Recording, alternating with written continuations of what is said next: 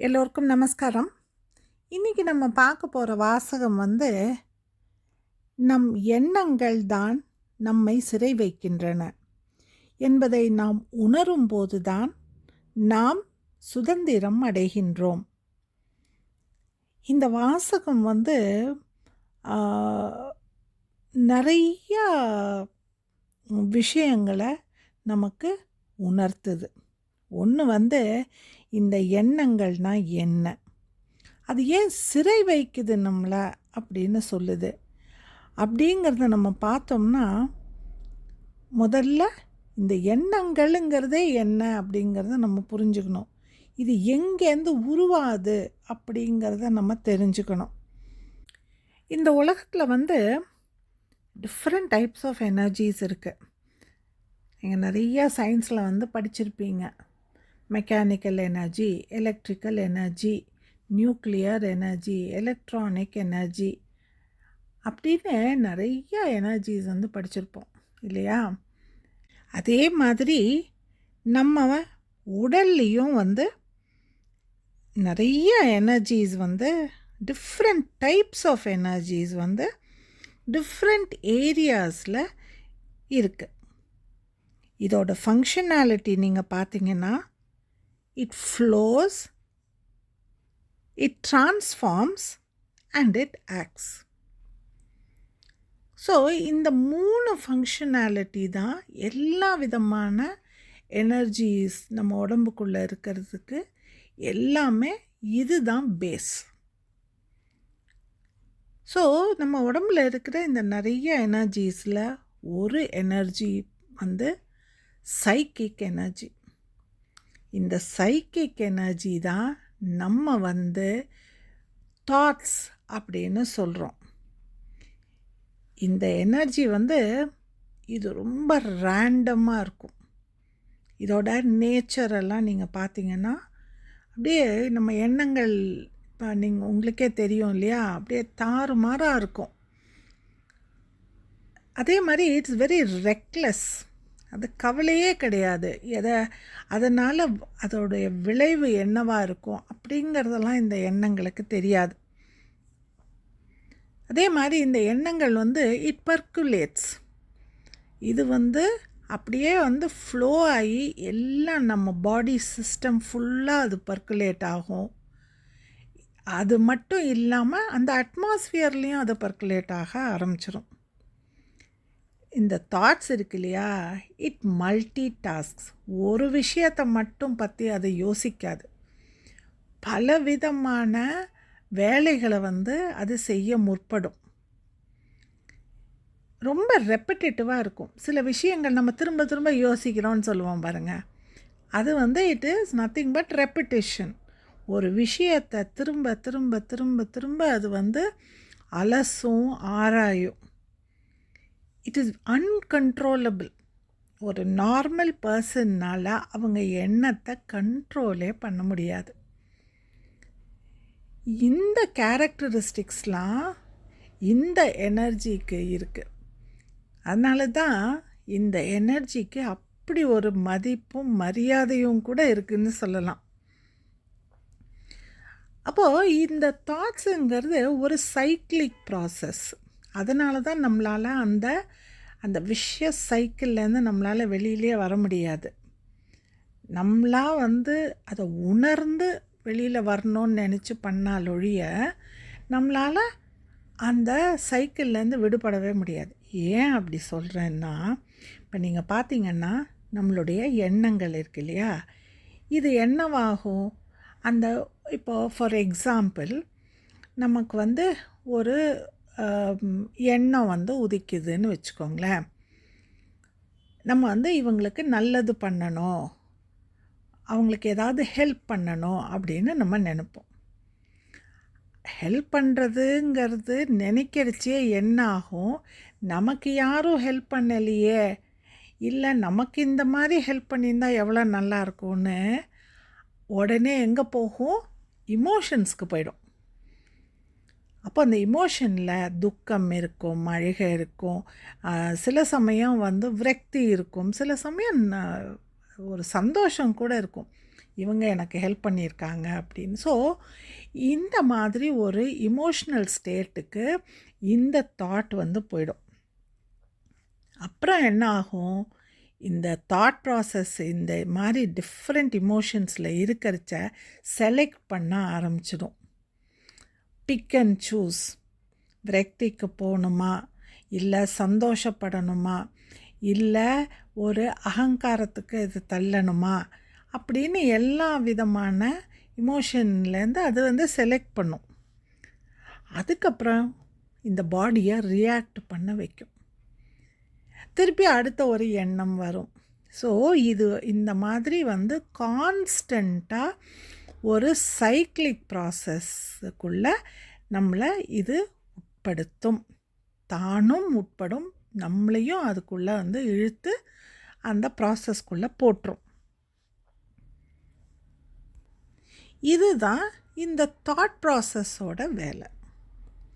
இப்போ அடுத்தது வந்து நம்ம இந்த தாட் ப்ராசஸ் வந்து எப்படி நம்மளை அரெஸ்ட் பண்ணுது, எப்படி நம்மளை ஒரு கட்டுப்பாட்டுக்குள்ளே வைக்குது, எப்படி நம்மளை கேஜ் பண்ணி நம்ம செய்ய வேண்டிய காரியத்தை செய்ய விடாமல் தடுக்குது அப்படிங்கிறத வந்து நம்ம பார்க்கலாம். ஏன்னா அது பாசிட்டிவான தாட்டாக இருந்துச்சுன்னா குட், நம்ம வந்து அதை கேட்க போகிறோம், அதனால் அது பிரச்சனையே கிடையாது. ஆனால் இங்கே வந்து இந்த தாட்ஸ் வந்து எப்படி நம்மளை அரெஸ்ட் பண்ணுது, எப்படி நம்மளை தடுக்குது அப்படிங்கிறத நம்ம பார்த்தோன்னா இதுலேருந்து விடுபடுறதுக்கு என்னென்ன பண்ணலான்னு நம்ம அடுத்தது யோசிக்கலாம்.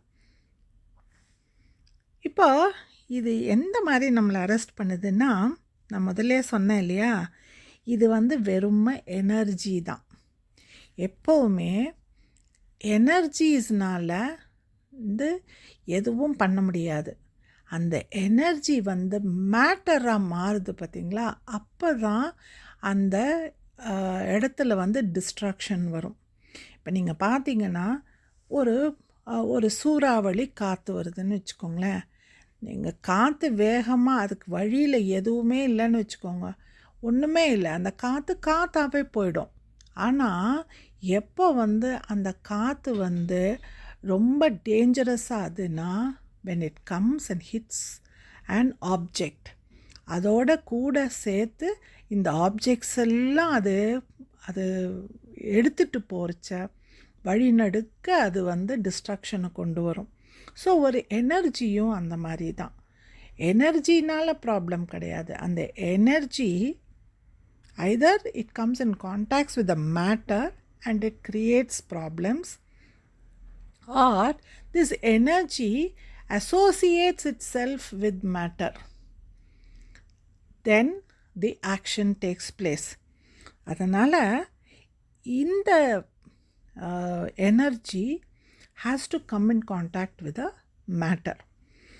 அப்போது அது எதை செலக்ட் பண்ணுதுன்னு பார்த்தீங்கன்னா, இப்போ தாட்ஸ் எங்கே வேணாலும் இருக்கலாம் இல்லையா. சில பேர் கேட்பாங்க, ஏங்க தாட்ஸை வந்து நம்ம எப்போவுமே வந்து என் மனசில் இருக்குது அப்படின்னு சொல்கிறோம், என் மனசில் உதயமாச்சு அப்படின்னு சொல்கிறோம், இல்லை என்னோட புத்தியில் உதயமாச்சுன்னு நம்ம சொல்லுவோம். இன்னும் இந்த மாதிரி ஏன் நம்ம சொல்கிறோம் அப்படின்னா, இந்த தாட்ஸோட மெயின் ரிசெப்டார் இல்லை சென்டர் அப்படின்னு பார்த்தா அது வந்து பிரெயின். இப்போது இந்த பிரெயினை வந்து ஏன் அதை டார்கெட் பண்ணுதுன்னா, இந்த பிரெயின் தான் இந்த மைண்டை கண்ட்ரோல் பண்ணுது.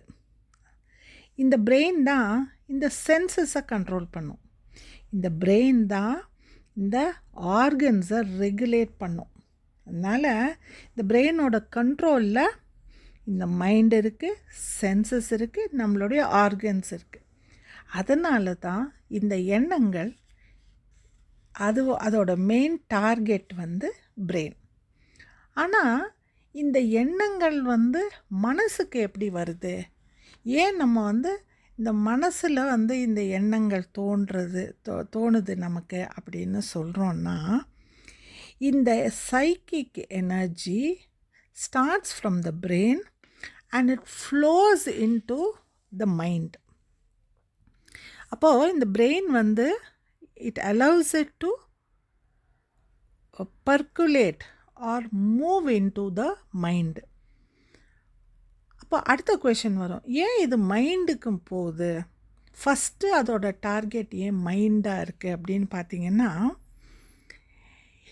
இந்த மைண்டில் தான் உங்களுக்கு டியூவாலிட்டியே வரும். இப்போ இந்த மைண்டு இல்லைன்னு வச்சுக்கோங்க, மனமுங்கிறது ஒன்று இல்லைன்னா நல்லது கெட்டது, அன்பு வெறுப்பு, உண்மை பொய் அப்படின்னு இது மாதிரி டியூவாலிட்டி இருக்குது பாருங்கள். அந்த டியூவாலிட்டியே இருக்காது உலகத்தில்.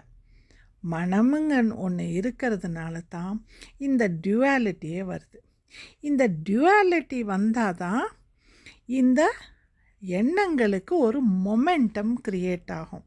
அதனால தான் நிறையா நான் யங்ஸ்டர்ஸோடு இன்ட்ராக்ட் பண்ணுறச்ச அவங்க சொல்லுவாங்க, எனக்கு ஏன் எப்போவுமே ஒரு நல்ல தாட்டே எனக்கு இருக்க மாட்டேங்குது, ஏன் எப்போ பார்த்தாலும் எனக்கு ஒரு மாதிரி ஒரு பேட் தாட்ஸ், ஒரு தேவையில்லாத ஒரு நெகட்டிவ் தாட்ஸ், இல்லை ஒரு விக்கெட் தாட்ஸ்லாம் ஏன் வருது அப்படின்னு கேட்பாங்க. அது ஏன் வருது அப்படின்னா, இந்த டியூவாலிட்டினால தான் வருது. இந்த psychic energy when it is very high, அதோட ஃப்ளோ எஸ்பெஷலி வித் யங்ஸ்டர்ஸ், இந்த எனர்ஜி ஃப்ளோ ரொம்ப ஸ்பீடோடு வரும். Because they have a lot of energy, other energies in the body. So அது it starts facilitating the other functions in the body. அதனால் the rush இருக்கும் இல்லையா, அந்த hormonal rush to the brain is very high. அப்போது இந்த ரஷ்ஷை counter பண்ணுறது இந்த psychic energy.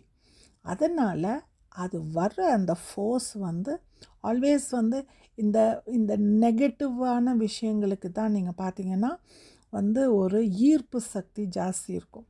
அதனால் it goes directly into a very negative form. So எந்த எண்ணமுமே நல்லது கெட்டதுன்னே கிடையாது.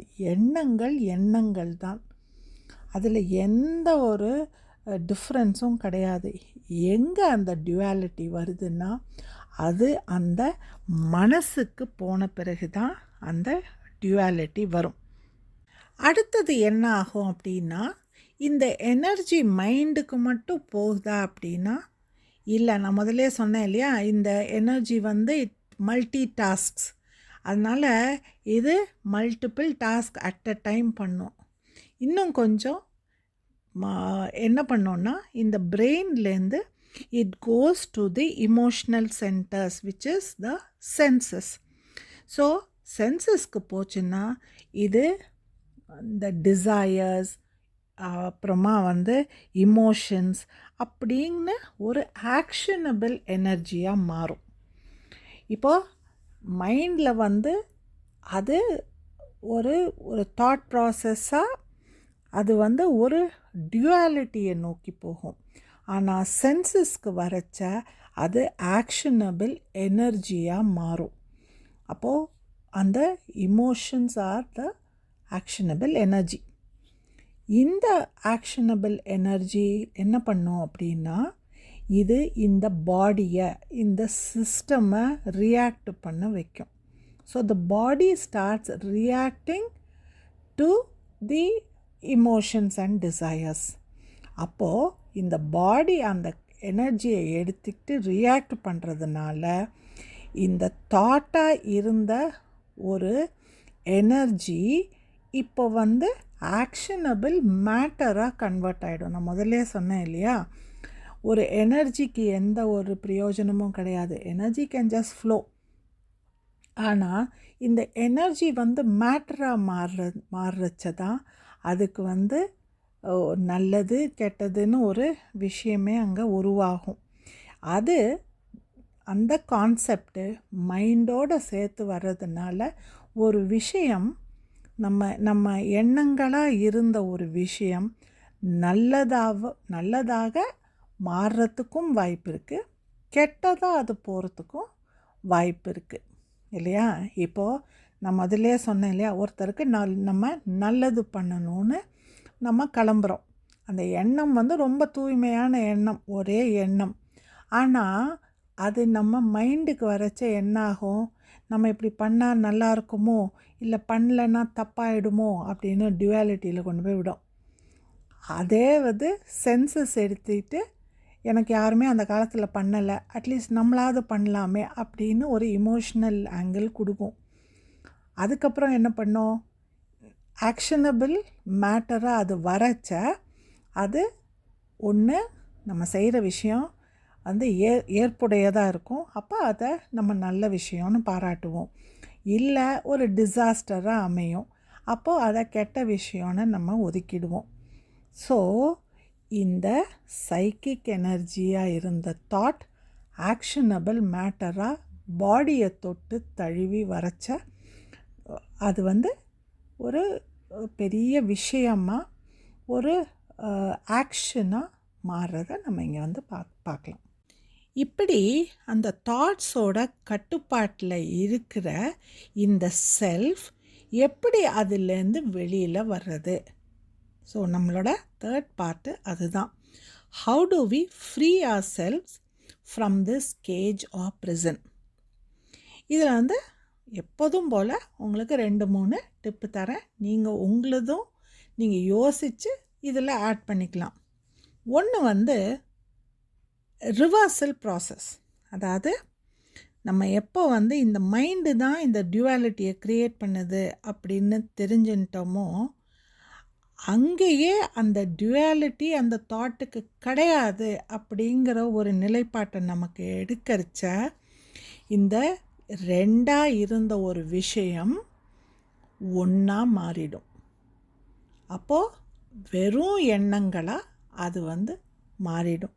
வெறும் எண்ணங்களாக இருக்கிறச்ச என்ன ஆகிடும், நம்ம வந்து ஒரு நிர்குணம் ஸ்டேஜுக்கு நம்ம வந்து போய்டுவோம். அதாவது எதையுமே வந்து பொருட்படுத்தாமல் ஒரு சாந்த நிலையை நம்ம வந்து அடைஞ்சிருவோம் இல்லையா? அப்போ இமோஷன் டிசையர்ஸ் அங்கே வரவே வராது. டுயாலிட்டி, இமோஷன்ஸ் இது ரெண்டும் சேர்ந்தால் தானே நமக்கு வந்து ஒரு ஆக்ஷனபிள் மேட்டர் வரும். அப்போ அதுவே வராத போது என்ன ஆகிடும், நம்ம வந்து ஒரு நிர்குணா ஸ்டேட்டுக்கு நம்மளை வந்து கொண்டு போய் நிறுத்திடுவோம். அடுத்தது வந்து இந்த நியூட்டனோட 3rd லாவை அப்ளை பண்ணலாம். நியூட்டனோட 3rd லா என்ன? wherever there is an action there is an equal and opposite reaction. அப்போது இங்கே ஆக்ஷன் வந்து நம்மளுடைய தாட்ஸு, ரியாக்ஷன்னா அதே உடம்புக்குள்ளே என்ன மாதிரி ரியாக்ஷன் நம்ம கொண்டு வர முடியும் அப்படின்னு பார்த்திங்கன்னா, அந்த அவேர்னஸ், அந்த தன்மை, எதுவுமே யோசிக்காத ஒரு தன்மை, இது வந்து ஒரு ஃபீல்ட் ஆஃப் கான்ஷியஸ்னஸ், இந்த சைக்கிக் ஃபீல்ட் ஆஃப் கான்ஷியஸ்னஸை நம்ம வந்து க்ரியேட் பண்ணுறது. அப்போது இந்த psychic energy will get trapped in this psychic field of consciousness. அப்படின்னா அந்த எண்ணங்கள் வந்து நம்மளுடைய சென்சஸ்க்கோ மைண்டுக்கோ போகாமல் இந்த ஃபீல்டில் அது வந்து ட்ராப் ஆகிட்டு இட் வில் டிஸ்இன்டகிரேட். ஸோ இந்த ஆக்ஷனாக க்ரியேட் ஆன ஒன்றை இந்த ரியாக்ஷன்னால் நம்ம கவுண்டர் பண்ணுறது. இது வந்து it needs a lot of training and it needs a guru to initiate you into this process to create a psychic field of consciousness. மூணாவது பாயிண்ட் வந்து whenever these thoughts arise இல்லையா, நம்ம அதுக்கு உடனே நம்ம ரியாக்ஷன் கொடுக்க ஆரம்பிச்சிடுறோம். நம்ம ஏதோ ஒன்று யோசிச்சுட்டே இருந்தோம்னா, ஃபார் எக்ஸாம்பிள் இப்போ வந்து நம்ம வந்து யாரை பற்றியாவது யோசிக்கிறோன்னு வச்சுக்கோங்க, அவங்களோட ஞாபகம் நமக்கு வரச்ச நம்ம உடனே ரியாக்ட் பண்ணுவோம். என்ன பண்ணுவோம், நம்ம டக்குன்னு ஃபோன் பண்ணி அவங்ககிட்ட நான் இப்போ தான் உன்னை பற்றி நினச்சிட்டு இருந்தேன், எனக்கு நம்ம பழைய சம்பவம்லாம் எனக்கு ஞாபகம் வந்தது அப்படின்னு நம்ம வந்து பண்ணுவோம். இல்லைன்னா என்ன பண்ணுவோம், ஒரு மெசேஜ் ஒன்று அனுப்புவோம், இல்லைன்னா ஒரு கார்டு கொடுப்போம், இல்லைன்னா ஒரு பொக்கே, இந்த மாதிரி இமீடியட்டாக அந்த ஆக்ஷனுக்குள்ளே நம்ம போயிடுவோம். அதனால் whenever a thought arises, அந்த தாட்டுக்கு ரியாக்ஷனுங்கிறது ஃபஸ்ட்டு இருக்கவே கூடாது. அடுத்தது நம்ம அந்த தாட் ப்ராசஸை ஜட்ஜ் பண்ணக்கூடாது. ஐயோ நம்ம இது நல்ல விஷயமாச்சே, நம்ம ஏன் அதை கெட்டதாக யோசிக்கிறோம் அப்படின்னு அதை ஜட்ஜ் பண்ணக்கூடாது. அடுத்தது நம்ம ஃபஸ்ட்டு இதை அனலைஸே பண்ணக்கூடாது. தாட்டாக வச்சுட்டு போயிடணும். அதனால் அதை காம்ப்ளிகேஷனுக்கு கொண்டு வந்துட்டு அதுக்கப்புறமா இதை சரி செய்யலாங்கிறதோட அது ஜஸ்ட் ஒரு மியர் தாட், அதுக்கு எந்த சப்ஸ்டன்ஸும் கிடையாது அப்படின்னு நம்ம யோசிக்கிறச்ச நமக்கு அந்த இடத்துல ஒரு அமைதி கிடைக்கும். ஏன் அப்படி சொல்கிறேன்னா, நிறைய பேர்கிட்ட நான் நோட்டீஸ் பண்ணது என்னென்னா, நடக்காத ஒரு விஷயத்தை பற்றி அவங்களுக்கு ஒரு எண்ணம் வந்துடும். இப்படி நடந்துட்டால் என்ன பண்ணுறது அப்படின்னு இந்த பயத்துக்குள்ளே போயிடுவாங்க. நான் இந்த அச்சம்ங்கிற ஒரு இதில் நான் பாட்காஸ்ட்டில் சொல்லியிருந்தேன் பாருங்கள். மாதிரி ஒரு ஃப்யூச்சரை பற்றின ஒரு பயம், அது இந்த தாட் ப்ராசஸ்லேருந்து தான் வரும். அதனால் எதையுமே அனலைஸே பண்ணக்கூடாது. அது வெறும் தாட்டாகவே நம்ம எடுத்துக்கிட்டு போகணும். அடுத்தது நமக்கு வந்திருக்கிற இந்த எண்ணங்கள் இது எங்கேருந்து வந்தது அப்படின்னு அதை இன்டர்ப்ரெட் பண்ண வேண்டிய அவசியம் இல்லை. நம்ம ஒரு அமைதியான ஒரு நிலைக்கு வரணும் அப்படின்னா நம்ம அந்த இன்டர்ப்ரிட்டேஷன் ப்ராசஸ்க்கு போகவே கூடாது. அடுத்தது last and the most important thing is, நம்மளுடைய தாட் ப்ராசஸை ஸ்டாப் பண்ணக்கூடாது. Let it go, let it come, let it be there. We don't have to react. அது ஒரு passing cloud. We have to allow it to flow through us. We should never stop it. நிறைய பேர் இந்த meditation ப்ராசஸில் இந்த எண்ணங்கள் வரும். ஐயோ இந்த எண்ணங்கள் வரக்கூடாதே, நம்ம ஸ்டில்னஸ்லாம் இருக்கணும் அப்படின்னு வர்ற தாட்ஸ் எல்லாம் அவங்க அதை டிஸ்ட்ராய் பண்ண பார்ப்பாங்க. தாட்ஸை நம்மளால் டிஸ்ட்ராய் பண்ணவே முடியாது. மனம் இருக்கிற வரலையும், நம்ம மூளை வேலை செய்கிற வரலையும் இந்த தாட் ப்ராசஸை நம்மளால் நிறுத்தவே முடியாது. என்ன பண்ணலான்னா அதை கடந்து போக விடலாம். We should be that instrument through which the thoughts just pass through. இப்படி நம்ம இருக்கிறச்ச நமக்குள்ள ஒரு அமைதி வரும். அப்படி அமைதி வந்ததுன்னா இந்த நாள் மட்டும் இல்லை, எல்லா நாளும் திருநாளே. நன்றி, வணக்கம்.